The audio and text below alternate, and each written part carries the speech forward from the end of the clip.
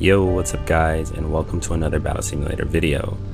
I have some really exciting matches for you today between Black Flame Friede and Ariandel versus the Slave Knight himself, Gael. Now, I know what you're thinking.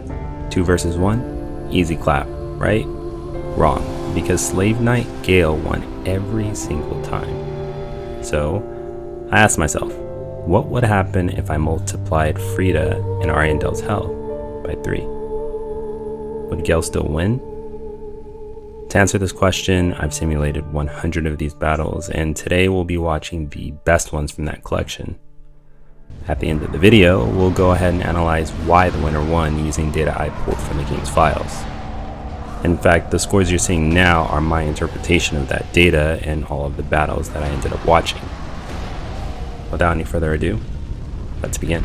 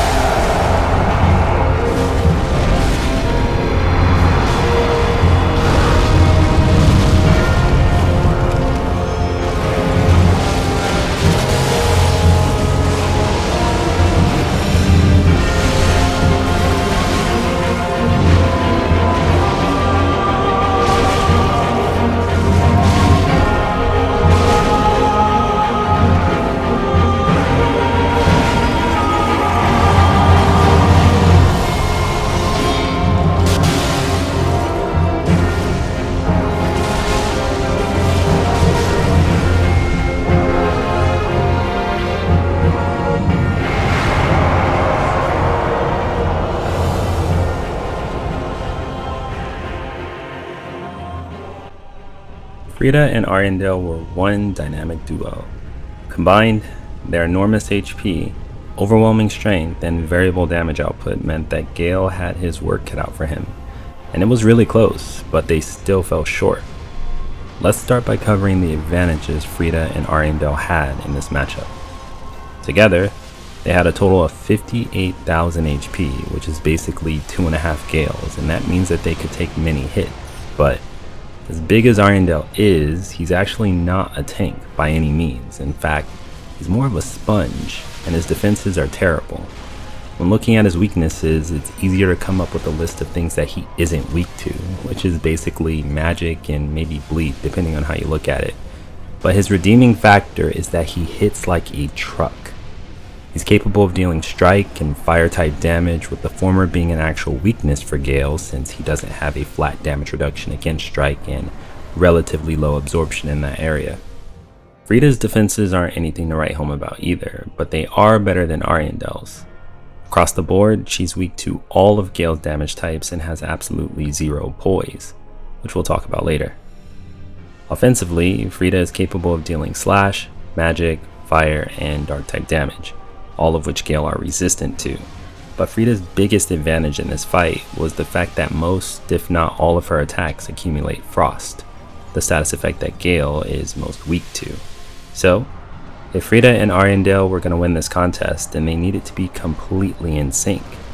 Ariandel had to keep Gael occupied while dealing massive strike type damage with that thing he's wielding, and Friede needed to keep her distance while also pressuring Gael with icy attacks from afar. With all of that going for them, why was it that Gael was able to come out of this 2v1 on top? Well, literally everything about Gael was threatening. His insanely high mobility, his awesome power, his defenses, his poise, everything.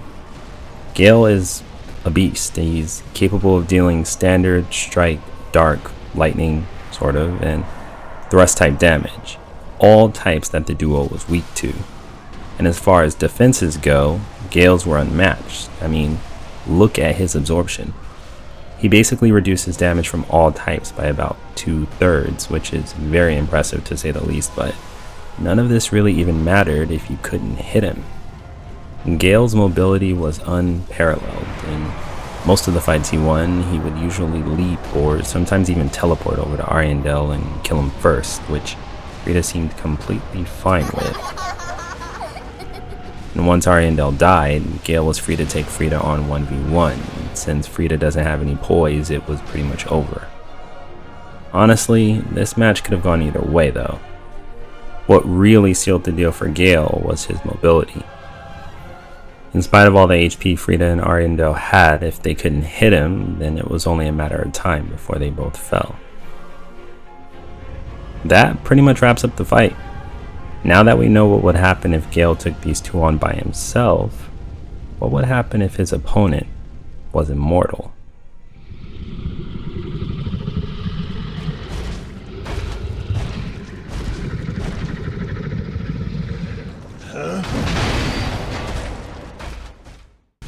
Also, in case you didn't know, apparently this thing is called a Padera.